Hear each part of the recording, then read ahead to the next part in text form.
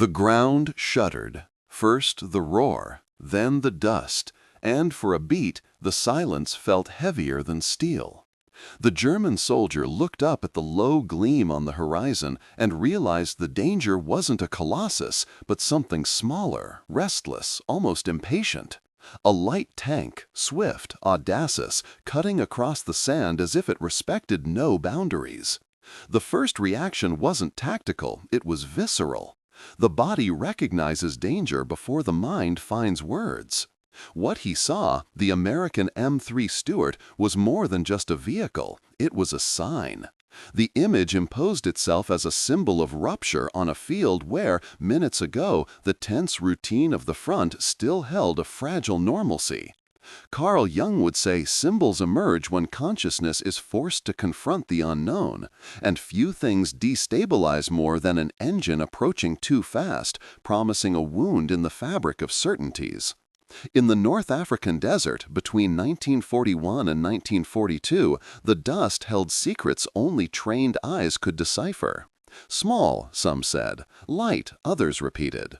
But the psyche doesn't respond to weight on a scale. It reacts to repetition, surprise, and sound. The M3 Stuart arrived early, vanished, returned from an improbable flank, and this biting pattern worked like water wearing down stone, not by the force of a single blow, but by persistence.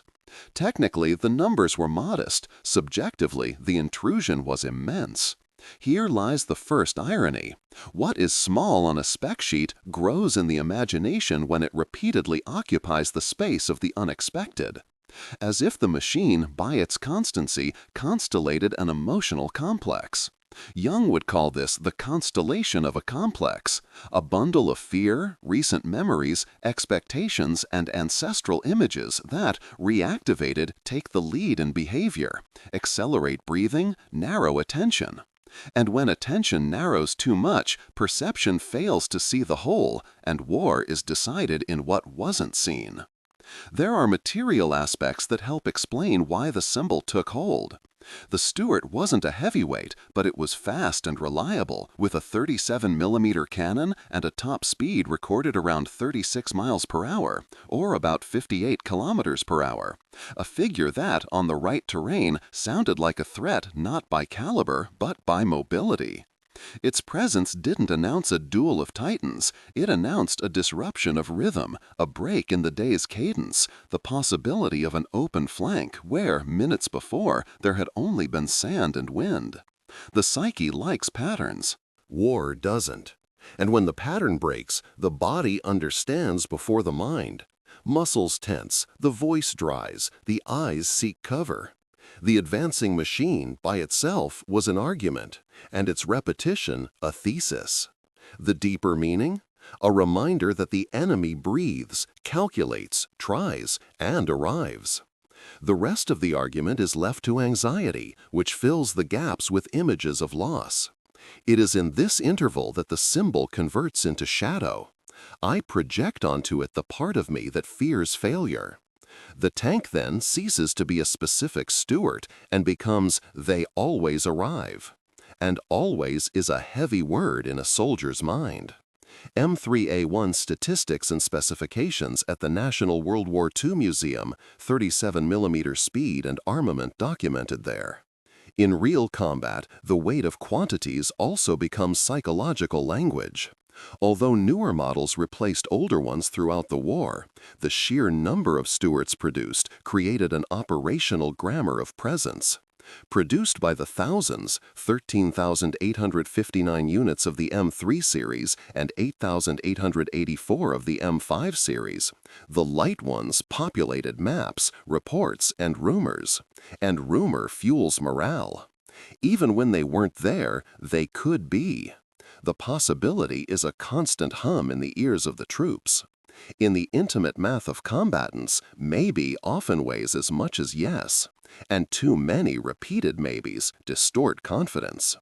Total M3 and M5 series production numbers as compiled records, totaling over 22,000 vehicles with monthly production lines. Then there's the power of names, what troops tell themselves.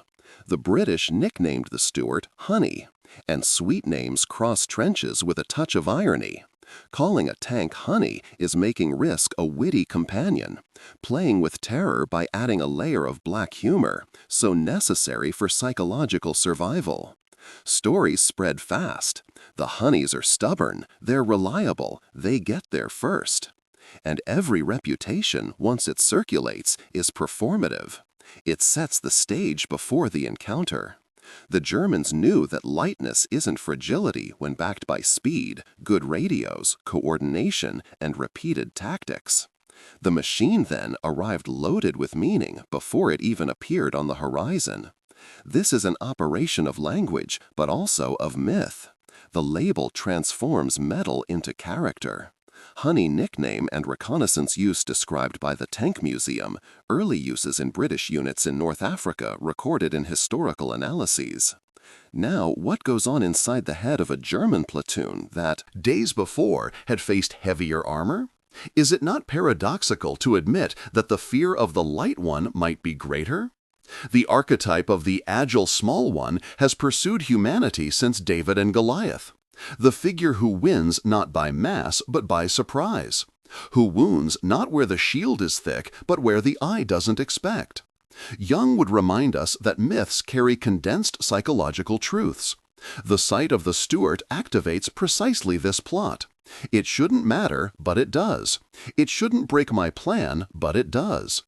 And when a plan shatters, it's not just the drawing on the map that falls, the internal image that sustains the action falls. That's why, after hours under this pressure, the mind begins to dream of tracks, rumbles, dust.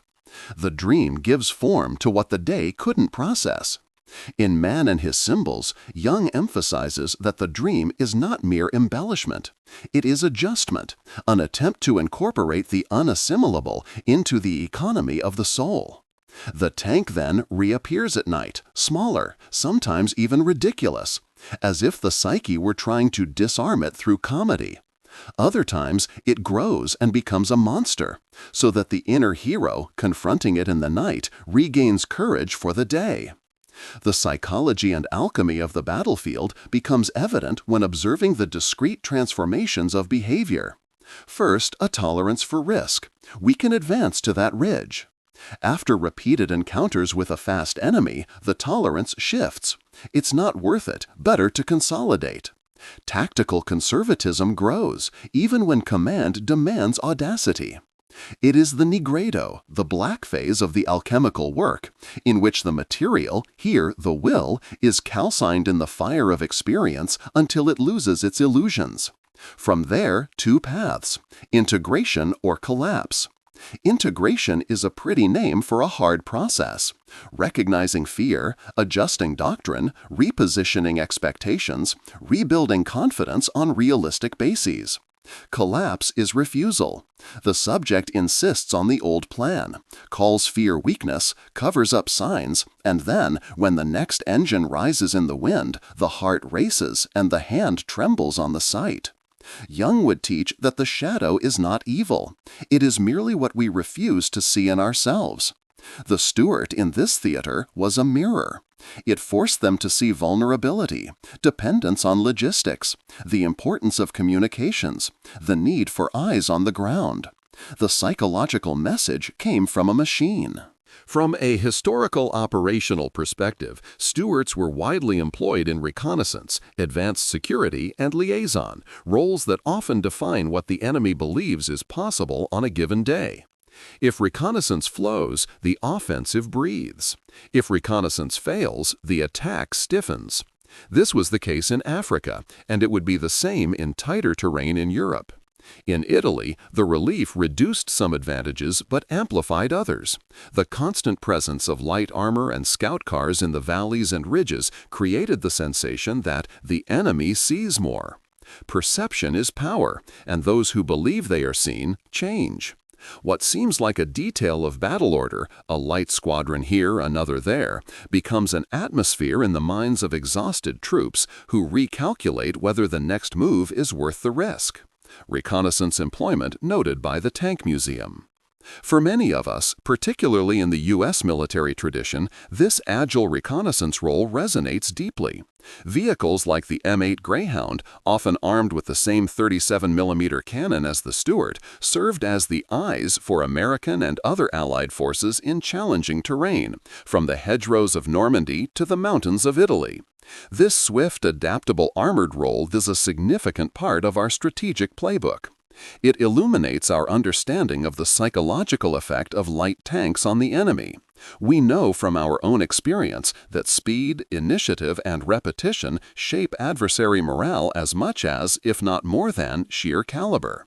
It's striking how this combination of mobility and persistent presence creates an aura on the battlefield, a presence that precedes the actual encounter. Let's return to the German psyche facing the advancing Stuart. The sergeant who learns to recite numbers, distance, exposure time, and gun cadence begins to distrust his internal clock when the enemy machine appears off schedule. Suspicion sickens confidence. There is no more efficient remedy against this than a doctrine that recognizes the reality of surprise, accepting that omniscience is fantasy and that war, in practice, is an art of quick corrections. Individuation, a central Jungian concept, could be seen here as the maturity of the warrior who, without denying fear, integrates it into his posture. This translates into discipline, shorter rotations to avoid chronic hypervigilance, antennas more attentive to engine noise, patrols that think of the terrain as a psyche, with clear zones and shadows where the enemy, like the Jungian shadow, likes to dwell. When the platoon internalizes this vision, the Stuart loses its ghost aura and returns to being what it is, a difficult but known adversary. And when that doesn't happen, when the machine remains larger than the mind, then the tank becomes a daytime nightmare. Every dust cloud is a threat. Every truck rumble turns into an enemy engine. Every shadow on the hillside looks like the low hull approaching. The gunner shoots too early, the commander hesitates too late, and the unit's statistics change. Morale, that collective symbolic field, plummets. If a group believes it cannot see, or worse, that the enemy always sees first, initiative is lost. The practical effect of this is simple. Positions abandoned too early, counterattacks that don't materialize, messages lost in fear. Myth has vanquished matter. That's why war isn't won with armor alone.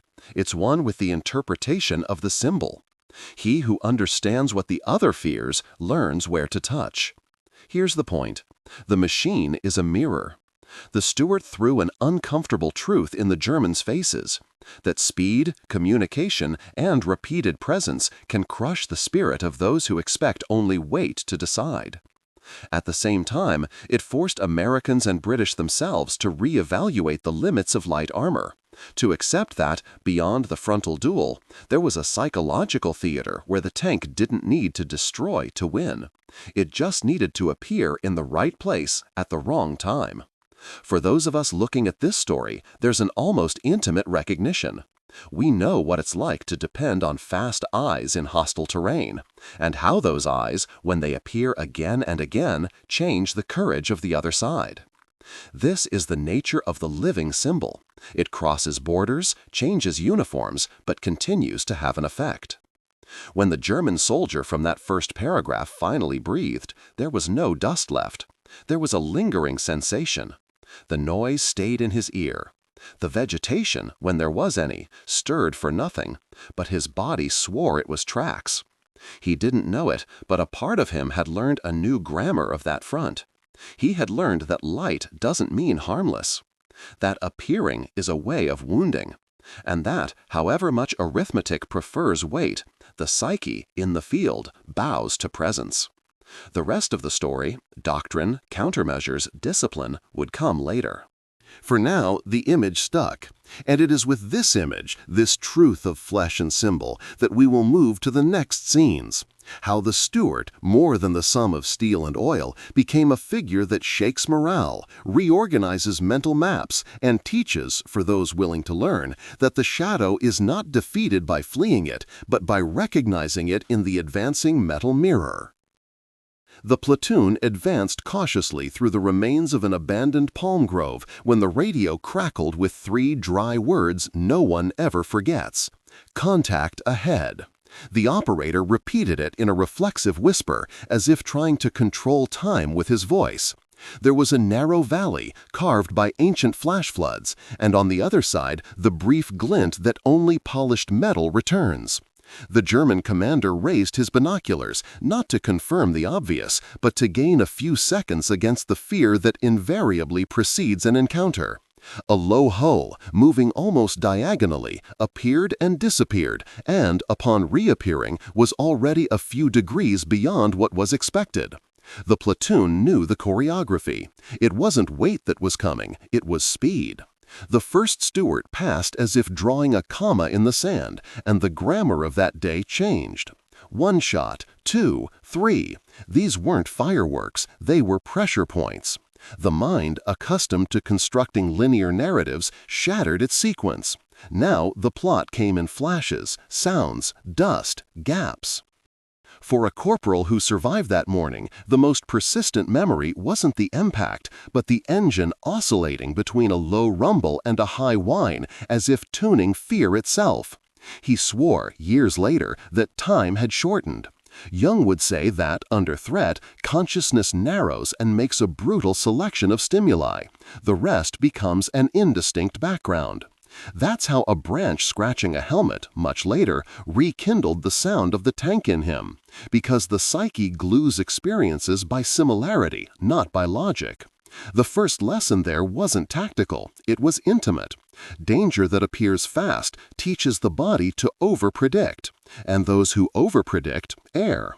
To continue, that platoon would need to relearn to see, not just look.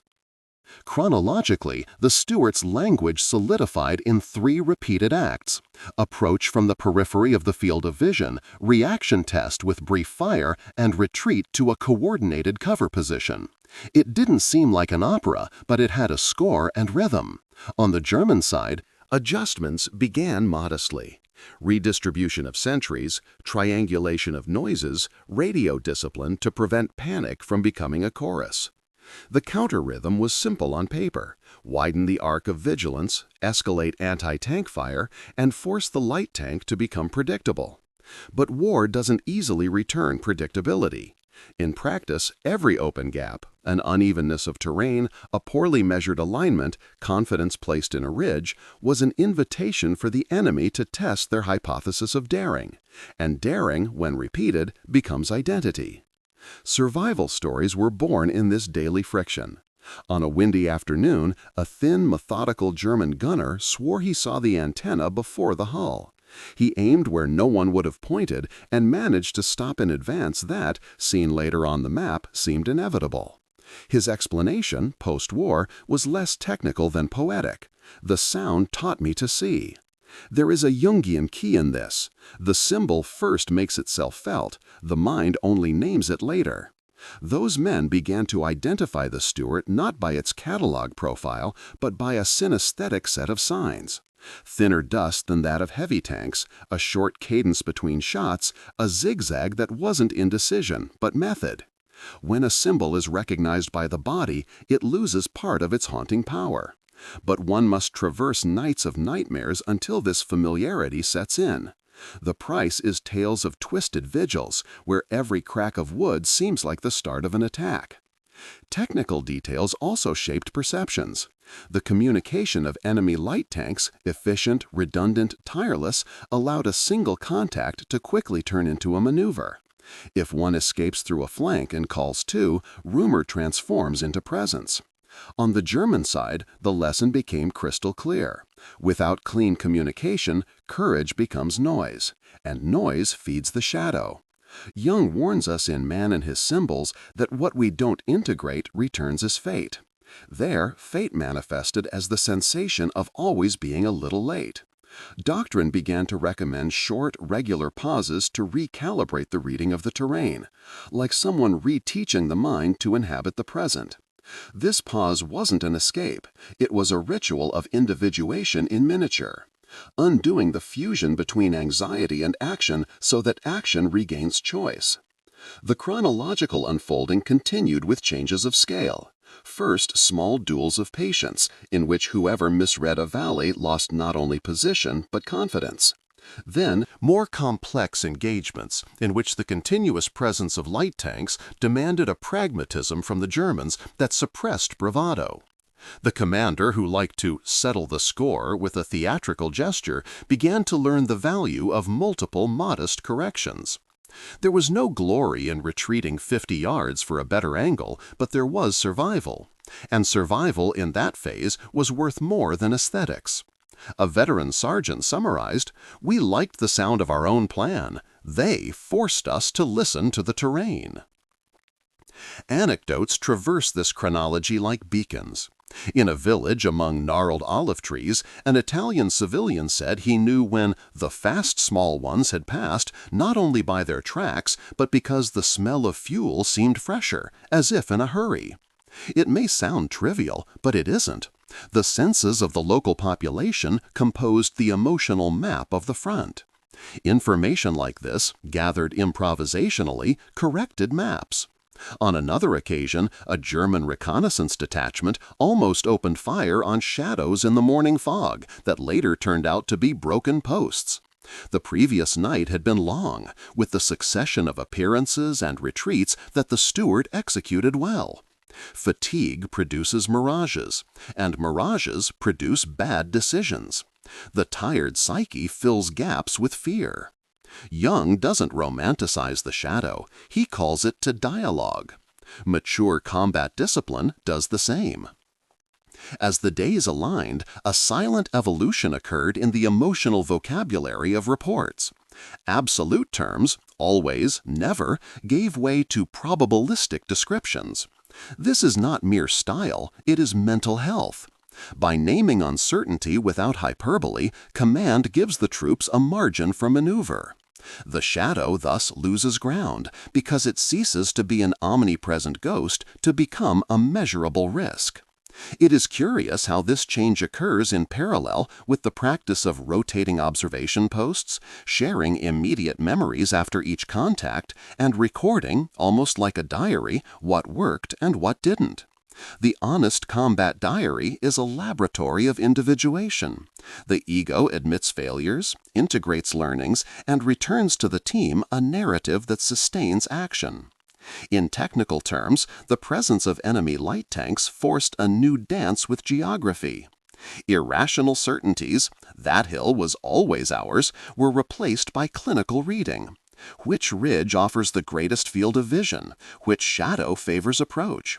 At what times sound propagates deceptively? The enemy seemed to have known this for longer, using the terrain as an ally, not a trophy. This mental equivalence cost sweat and losses, but when it arrived, it diminished the shock power of the first engine noise. And, paradoxically, it was when the German platoon most respected the adversary that it regained its own initiative. Respect, far from paralyzing, organized priorities, maintaining communications, training quick reactions, practicing snapshots on moving targets, accepting that retreating a bit sometimes advances the decisive. On the psychological plane, the evolution was from an anxious defensiveness to active vigilance. The difference is subtle but fundamental. Anxious defensiveness sees threats everywhere and wears itself out. Active vigilance knows the threat exists but does not give it the pen that writes the day. Jung speaks of the tension of opposites as a starting point for transmutation. Courage and fear, action and pause, confidence and doubt. On that front, this tension became method. The gunner who trembled at the memory of tracks found a breathing rhythm that, repeated, became ritual, and the ritual became an anchor. The mind needs anchors when the ground trembles. At a certain point, the platoon changed how it measured its time. They stopped measuring only in hours and began to measure in cycles of sound and dust. It may seem like superstition, but it's adaptation. The intimate calendar of the troops adjusted to the way the enemy made itself present. By accepting the other's grammar, each one regained their syntax. And this was reflected in the results. Fewer hasty shots, fewer aimless runs, more use of the terrain as language, more useful silences. If individuation is becoming who one is, there it meant stopping fighting the fact that the adversary was fast, and starting to act as one who knows this and still chooses. In the midst of this transformation, a human reminder. It is humor that often holds the edges of sanity. Internal nicknames emerged, imitations of the engine sound made in the improvisation of a pause, jokes that only those who were there would understand. Far from infantilizing, this relieved pressure and humanized the scene. The shadow doesn't like laughter, it prefers tense silence. Laughing is opening a window in a dark room. It was during one of these pauses that a soldier summarized, pointing to his ear, "I learned to see through here," and everyone understood. If you've stayed with us this long, It's clear this deep dive into the psychology of war offers insights far beyond the battlefield. Make sure to subscribe to the channel for our next videos and let us know in the comments what this story brings up for you. The real conversation isn't just about tanks, it's about navigating fear without losing ourselves. When the unit finally consolidated this new mental body, something changed in the subjective experience of contact. The first roar no longer tore the soul from its place. The rising dust, once a harbinger of chaos, was now just another data point. The radio operator, less hostage to grand words, began to choose minimal adjectives because nothing hinders clarity more than exaggeration when what is desired is precision. Maps gained small marks that weren't in the manuals, points where sound distorted, curves where shadow deceived, and tacit knowledge became shared heritage. It's a form of alchemy, transforming the lead of panic into the gold of procedure. Jung would call this a work in progress, not a final state, but a continuous process of decanting reality until the mind can bear to see it. And then came a day when the platoon crossed a stretch of gravel and, in the distance, a low hull repeated the old trick. It appeared where it shouldn't, vanished, returned. There were shots, dust, a maneuver. Only this time, anxiety didn't write the scene. It was the sum of all the small adjustments, the bad nights, the counted breaths, the humor that held the group together. The enemy tank was still fast, but it was no longer a ghost. It was an adversary. And when war returns to the combatant the right to name what he faces, the shadow, though present, loses authorship of the script. The rest, as always, is to keep going. Because the exterior battle will never be completely docile, but the interior one, when integrated, ceases to be sabotaging and becomes an ally. And this, more than any technical specification, is what decides how the story continues. The turning point didn't announce fireworks. It came as a subtle disengagement in the sound of the field. A microscopic silence between two engine noises, an echo that returned from the hillside with a different frequency, a dust cloud that split in half at an impossible angle. It was in this interval, narrow as a held breath, that the platoon realized the game had changed, and not by an order from afar, but because their bodies, trained by pain and repetition, no longer obeyed panic as before. The scene that followed would be remembered not for its spectacle, but for the sensation that for the first time in a long time, mind and aim walked together. The Stuart appeared where it always did, cutting across the valley in a daring diagonal. Yet, this time, the men who had learned to breathe within the dust wrote the music of the encounter. The gunner, who used to pull the trigger a second too soon, waited for the echo and adjusted 2 fingers to the left. The shot didn't stop the machine, no one expected a miracle, but it changed its course decisively, breaking the choreography that had so oppressed them. The German command, which had so often confused noise with action, felt something ancient and fresh, the authority of one who looks and chooses. The intermediate climax wasn't an explosion, it was a decision. It wasn't about destroying the fast light tank, a task that, they knew, depended on luck and position, but about dislodging its aura, dismantling the myth that made it larger than it was. The profound irony is that the learning came from the enemy's own constancy. By repeatedly performing the grammar of appearance, they taught the other side to read. And reading returns power. The veteran sergeant, the one with the dry humor, realized that the valley returned two different sounds depending on the time of day. The radio operator learned to distinguish, in the interference, what was ground vibration and what was human voice. The commander became obsessed with low angles, not out of cartographer's vanity, but because the most discreet shadow betrays the boldest path.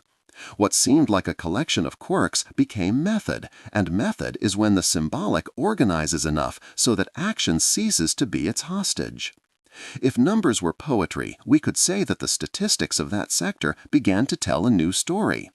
They weren't epic tables, but discrete curves. Fewer hasty shots in the first 2 minutes of contact, a higher proportion of useful observations before the first movement, a reduction in blind movements after the initial dust.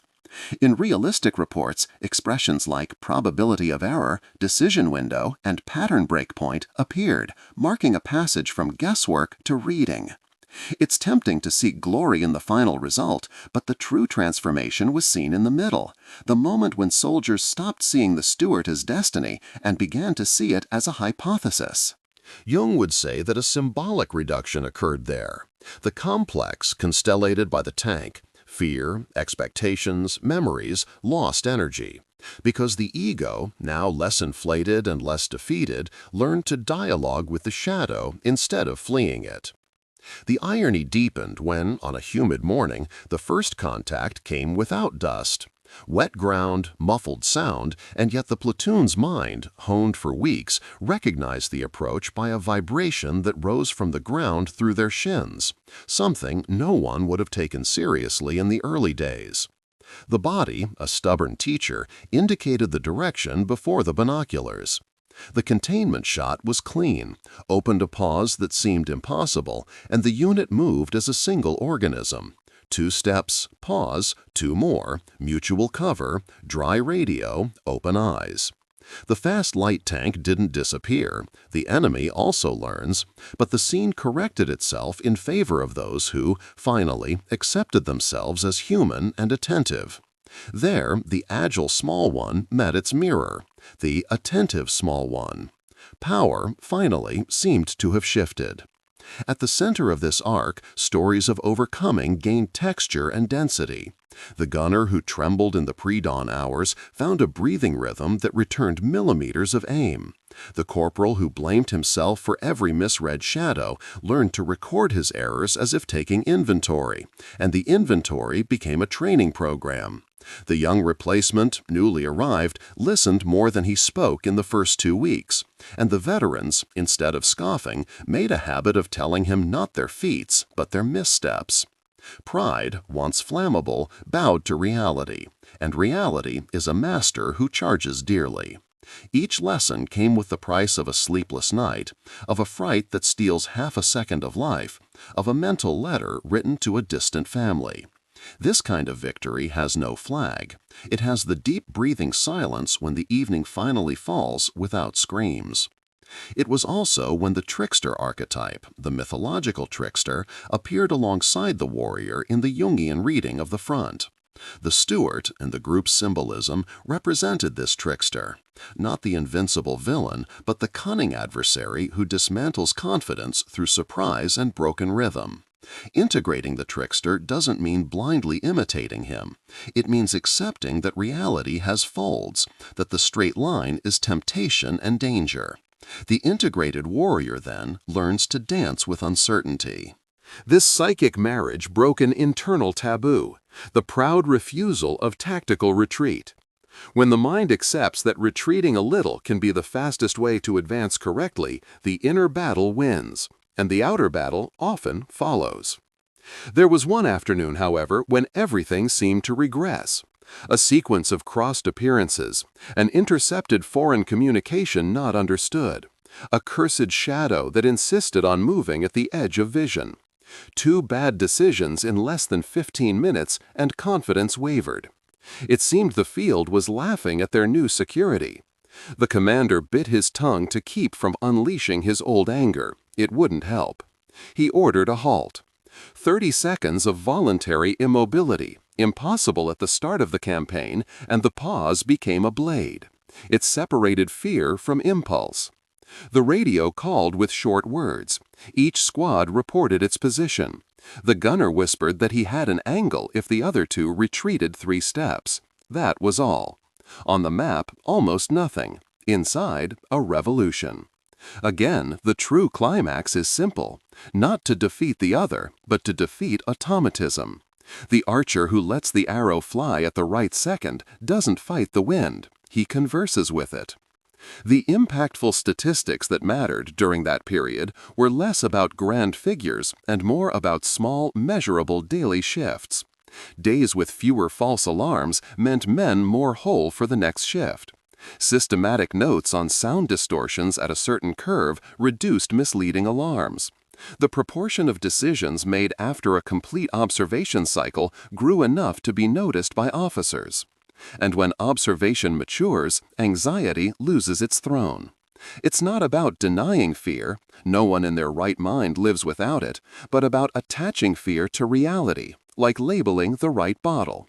Once named, it makes less noise. Jung would insist, what we deny dominates us. What we look at gains contour and returns choice.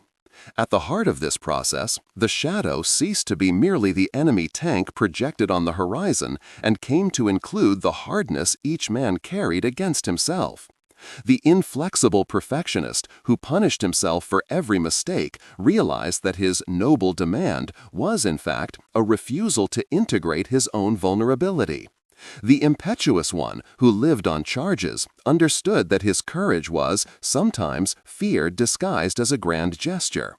The chronically silent one, who didn't share perceptions for fear of being wrong, discovered that his silence fed collective ignorance.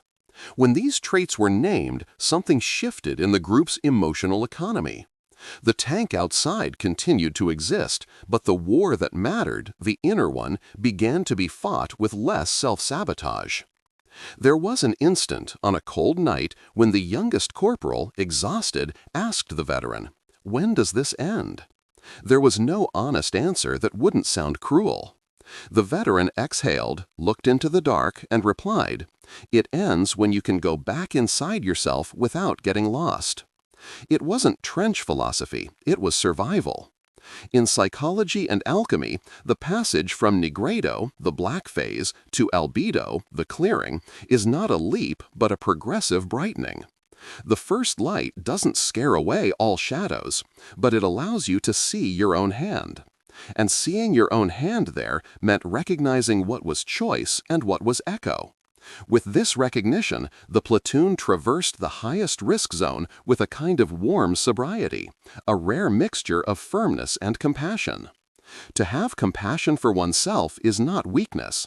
It is not wasting energy fighting the inevitable. If you feel this turning point resonates with other areas of your life, whether it's a company understanding its true bottleneck, a family learning to communicate without hurting each other, or an individual deciding to stop chasing ghosts, please share this video with someone who might need this reminder today. And let me know in the comments where you're watching from and what turning point you've experienced in your own life. This conversation has the power to reach those navigating their own valleys. When the group's senses reorganized, the sensory transitions of the scenes were marked like invisible chapters. There was the metallic smell before contact. There was the texture of fine dust that settled on the teeth. There was the full silence after the exchange of fire, where no one dared to disturb the world with their voice. These microclimates began to be read as signs, not as punishments. An attentive observer, writing later, noted that the dust that was once an enemy became a clock. Another said that the sound that once screamed became a teacher. Language, unknowingly, began to weave poetry into technique, and technique, purified of bravado, learned to breathe. The climax, thus, was a disarming of the negative enchantment. The adversary machine, still fast, still irritating, lost the right to solely write the destiny of encounters. The soldiers, still fallible, still tired, gained the right to decide how they would occupy the second between fright and action. The difference is everything. The world didn't get lighter, they became denser. When the next hull appeared, the dust rose, the radio spoke, eyes sought shadow, the hand found the sight, and for a second worth a lifetime, time didn't command. They commanded time. And the shadow, called to the center of the circle, finally heard that it too would have to learn to dance to the music. The final phases of that campaign sector didn't arrive with a white flag, but with a silent reordering of choices. What was once a duel between impulse and surprise became a dispute of time and reading. The enemy light tanks continued to emerge like quick notes in a score of stress. However, the German unit, matured by friction, began to conduct the encounters by imposing small asymmetries. A millimeter weight here, a change of angle there, a refusal of automatic response elsewhere. The cumulative effect was decisive. The enemy advance no longer met a paralyzed group, but an organism that anticipated its own reactions. In terms of morale, this reappropriation of the critical second, that between fright and action, restored to the men the dignity of choice. Jung would say that, when the ego agrees to dialogue with the dark contents, the self begins to order the house. In the field, this sounded like discipline that breathes. The influence on the course of events was less theatrical and more tectonic. Small victories of reading displaced columns of decision. The company, which previously positioned its anti-tank pieces in traditional locations, began to favor liminal places, edges of terrain where the fast light tank judged it had an advantage. This gamble on the margin cracked the adversary's script and reduced its power of enchantment. In reports, expressions like window of silence began to appear, a voluntary interval in which no one fired, precisely to force the other to reveal its pattern. The Stuart thrived on provoking movement. The response now consisted of denying it fuel. When the enemy hesitated in doubt, the trained teams filled the gap with concentrated fire and short displacements. The battle shifted from the domain of impulse to the domain of attention. Human stories gave face to this learning. A radio operator, famous for talking too much, trained himself to cut phrases into 3 exact words. He discovered that conciseness is not poverty, but a scalpel. A gunner of explosive reputation learned, against his temperament, to count to 2 after the first flash. This simple gesture saved the life of a comrade who was crossing the line of fire. The commander, who once believed that leadership was performative invulnerability, allowed himself to be seen tired on gray days. And, paradoxically, this strengthened the group because it removed from the shadow the fantasy that only the weak tremble. In Man and His Symbols, Jung reminds us that myths offer models of transformation. There, hero and trickster ceased to be external characters. They became psychic functions in dialogue. The hero, without the cunning of the trickster, becomes stone. The trickster, without the ethics of the hero, becomes cynicism. The balance gave method to choices. Technically, the repercussions spread beyond the platoon. The brigade readjusted march speeds so that the gaps between companies wouldn't become corridors of surprise. It rewrote vigil schedules according to the sound clock that the soldiers had mapped. It standardized a short sequence of post-contact actions to prevent rumor from turning into panic. Doctrine absorbed what was born from below. This alters morale because the soldier feels that his concrete experience alters how high command reads the world. When the view from above validates the ear from below, the bond of trust thickens, and trust, in war, is hard currency. The enemy also evolved. There were days when the fast light tank disappeared from the map only to reappear en masse at dusk, betting on accumulated fatigue.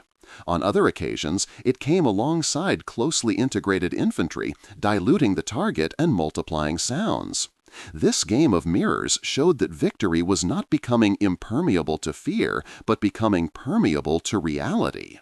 When the group perceived its own limits, the invisible fatigue, the confirmation bias, the desire to affirm what it wished to see, it opened space for quick corrections.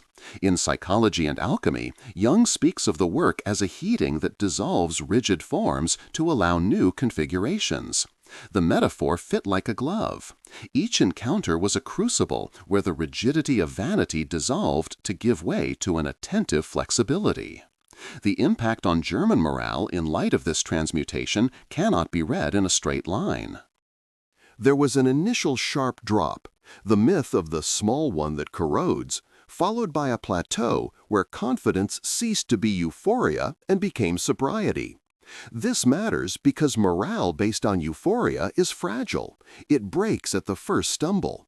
Morale based on sobriety withstands oscillations, recognizes losses without disintegrating, learns from error without demonizing those who erred. The collective psyche of the platoon became, so to speak, more adult. And the adult, in Jungian ethics, is one who tolerates ambivalence without collapsing. The Stuart, unknowingly, was the midwife of this maturation. The landscape also taught. In Italy, when the campaign pushed fighting into narrow valleys and entrenched villages, sound ricocheted deceptively, and fragmented visibility rewarded patience.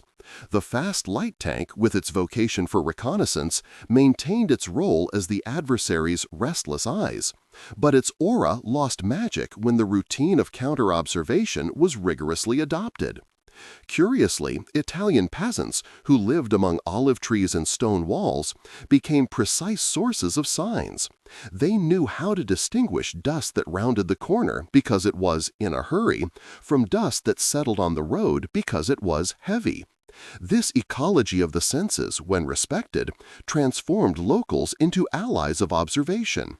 War, always brutal, found cracks of humanity in the quick cup of coffee someone offered, in the swift gesture of pointing out a shadow that wasn't a shadow.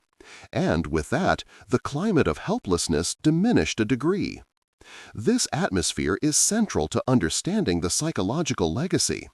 The accumulated experience with the early arriving light tank left a scar that paradoxically turned into tact. Later, on other fronts, hearing different engines, those men didn't fall apart. They activated the humble intelligence they learned there. The symbol of the fast tank migrated, in the imagination, from the place of nightmare to the place of a signal. The shadow lost the right to govern and was relegated to its legitimate function, to inform about the unintegrated. When this happens in a team, the learning curve skyrockets. The wake-up call from reality becomes a healthy habit of review. For many, this story resonates with the memory of Allied forces that also relied on mobility, observation, and coordination in unforgiving terrain, often with modest means. This echo isn't about jingoism, it's about recognizing a shared experience. When the fast eyes work, morale breathes. When understanding matures, anxiety loses its grip. Museums preserve the steel. Families preserve the simple phrases that saved a day. Wait a second. Look again. Just the facts. These are invisible yet enduring legacies. In the Jungian spirit, what was witnessed was the journey from a rigid, perfection-anxious military persona to an ego that learns to serve the self, integrating fear, limitation, and courage as legitimate ingredients. The archetype of the old wise man appeared not in the figure of a distant general, but in the living manual written by hand by men who noted sound distortions, light angles, and times of greatest deception. Wisdom there was the opposite of grandiloquence. It was methodical humility. And humility, when it becomes culture, sustains morale in a way no speech can. If this deep dive helps you look at your own fast tanks, those relentless pressures that constantly impinge on your routine, share it with someone who might benefit, and let us know in the comments how you've been dealing with them. Make sure to subscribe to the channel so you don't miss the conclusion of this series, where we'll tie up these cycles and extract the lessons that endure far beyond the battlefield. The final influence on the course of events wasn't just in what the enemy stopped doing, but in what the group learned not to do to itself. Self-sabotage decreased. Fewer all-or-nothing statements, fewer heroics that masked fear, fewer silences that cemented ignorance. The energy saved returned to the essential: observe, communicate, reposition. The light tank, still fast, still persistent, continued to exist. But without its spell-like effect, it entered the calculation, not the nightmare. And it is in this migration from paralyzing myth to integrated fact that the psychological legacy of those who traverse that campaign is defined. The final pages, to be written in the next act, will gather the total statistics, hold a mirror between industry and flesh, and leave a lasting message, not to exalt the machine, but to remember that, in its presence, the human grows when it learns to see and to choose. The outcome didn't arrive as a clean victory, but as a sedimentation. After so many encounters, the field seemed to hold, in silence, a new grammar. The sound that once wounded now informed. The dust that blinded became a clock.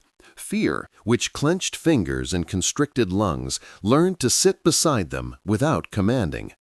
When the enemy light tanks emerged in the final weeks of that sector, still fast, still persistent, the men were different. Not immune, never, just more whole. What is decided in the end is rarely a spectacular maneuver. It is the sum of small choices that do not betray lucidity. And lucidity there was not forgetting what the body had learned, to wait a second when the noise demands haste, to move 2 steps when pride demands stillness, to speak 3 words when anxiety wants speeches. In the cold calculation of the war industry, the M3 Stuart and its successors were numbers, parts, assembly line cadences. Produced by the thousands, over 22,000 units combined, from the M3 and M5 families, traversed maps with 37mm cannons and speeds that, on favorable terrain, approached 60 kilometers per hour. They weren't giants, they were ubiquity. In engineering, the legacy was mobility and communication, reliable radios, interchangeable parts, roadside maintenance. These words seem dry, but they burn when they enter the daily life of troops because they translate into presence. For those on the other side, the industrial impact arrived as a psychological climate, the idea that the enemy isn't the heaviest but the most present. And presence, repeated, is a kind of tireless hammer. From a human perspective, the closing passed through discrete rituals. The gunner who collected bouts of insomnia learned to sleep in short blocks, protecting his mind as one protects ammunition. The commander, who thought leadership meant never trembling, discovered that saying, "Today I feared too," opened space for others to breathe. The radio operator, now concise, became a kind of moral metronome for the group. When his voice came through clear, everyone remembered that music was still possible in the dust. These changes didn't earn medals, but they sustained what the map doesn't show, the continuity of the soul when everything sings the opposite. The final statistics, the ones that fit on paper, tell part of the story. The fast light tank was decisive as eyes and a mobile bridge. It lost its luster in direct duels as the war advanced and calibers grew. It persisted as a signal and as a method. The rest, which doesn't fit into a spreadsheet, is in the memory of those who, in Italian villages, learned to hear the echo of a hillside before believing the first shadow. Or, in the desert, realized that a comma traced by tracks in the sand announced more than an enemy. It announced a style of combat. And style, contrary to what we imagine, is not ornament. It is psychology applied to survival. There's a point where the narrative turns to us, late spectators. What do we do with our fast tanks? Those pressures that aren't the biggest, but insist every day. The work that gnaws at our attention, the news that repeats anxieties, the comparison that arrives before our own voice. What we learned from those men serves us here. Integrate instead of deny. It's not about theatrical bravery, it's about humble method. Name the fear, break the day into manageable cycles. Share insights with those walking beside you. Accept brief retreats to gain perspective. Transform noise into information. This is the alchemy possible outside the front. For many, this story resonates with the memory of Allied forces that also relied on mobility, observation, and coordination in unforgiving terrain, often with modest means. This echo isn't about jingoistic. It's about recognizing a shared experience. When the fast eyes work, morale breathes. When understanding matures, anxiety loses its grip. Museums preserve the steel. Families preserve the simple phrases that saved a day. Wait a second, look again, just the facts. These are invisible yet enduring legacies. In the Jungian spirit, we can say that the encounter with the enemy tank accelerated a process of collective individuation. From the inflated ego, which confuses invulnerability with competence, to the permeable ego, capable of dialoguing with the shadow without being swallowed by it. The warrior archetype became humanized. The trickster ceased to be merely the other and was recognized as an internal function that reminds us of the constitutive uncertainty of reality. Viewed this way, the psychological legacy of those engagements is less about victories and defeats and more about maturity, the ability to remain attentive without falling apart. When, in the end, a last contact came, brief, almost bureaucratic, the platoon did what it knew, breathed together, listened, chose. The tank crossed the frame like closing parentheses. There was no scream, there was work. And in this silent economy, dignity found a home. It is not a grandiose conclusion, but it is one that returns life to its possible rhythm. War, like all limit experiences, exacts a price no one should have to pay. Yet, there. From within the unacceptable, a form of clarity was born that applies to less dark times. He who looks outside dreams. He who looks inside awakes. Jung's profound words resonate because they encapsulate what we've explored. Looking outward is essential to see the tank. Looking inward is what empowers us to choose our response. If this story helped you name some noise on your own path, please share it with someone who needs to hear this today. Subscribe to the channel so you don't miss our upcoming videos, and tell me in the comments where you're from and what was your second of choice that shifted an entire day for you. Steel eventually rusts, but consciousness, when it learns, endures.